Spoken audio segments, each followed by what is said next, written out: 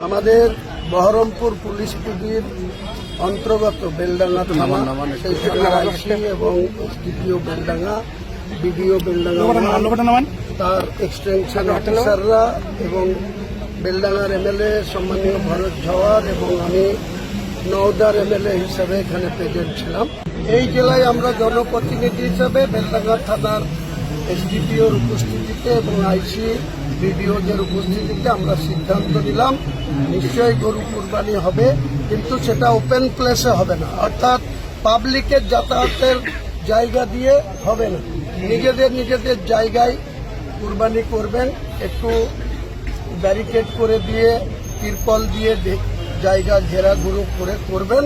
এর জন্য কোনো বয়সের বার নাই, কোনো কিছু আপনাদের হবে না, কিন্তু কোনো শৃঙ্খল যাতে না হয় বা অপর সম্প্রদায়ের মানুষ যেন আমাদের বিরুদ্ধে আঙুল তোলার মতো কাজ করবেন না। যারা ওই গরু কুরবানির পরে মাংস বিতরণের পরে নিজেদের ওটা সন্ধ্যার আগে 4টের মধ্যে সম্পন্ন করার চেষ্টা করবেন, আর যারা চামড়া যাদের বিক্রি করবেন তাদের বলে দেবেন সন্ধ্যার আগেই যেন চামড়া যারা নেবে তারা নিজের মতো জায়গায় রেখে দেয়।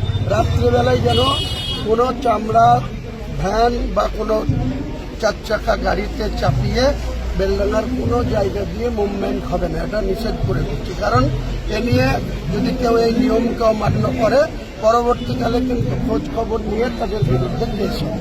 কাজে আপনারা একবারে যেভাবে করতেন সেইভাবে করেন, কিন্তু একটু আড়ালে আপনালে একটু ঘেরাঘুরো জায়গায়, এবং মাংসটা বিতরণ করবেন কালো ক্যারিতে ভরে, তার সঙ্গে যদি আরেকটা ডবল কোনো পলিথিনের ক্যারি দিতে পারেন বা কোনো লাইলনের ঝোলা ইউজ করতে পারেন আরো ভালো, কিন্তু মাংসটা কেউ যেন বাইরে থেকে দেখতে না পায়। আরো ভালো খবর দেখতে সাবস্ক্রাইব করুন বাংলা হান্টির ইউটিউব চ্যানেল।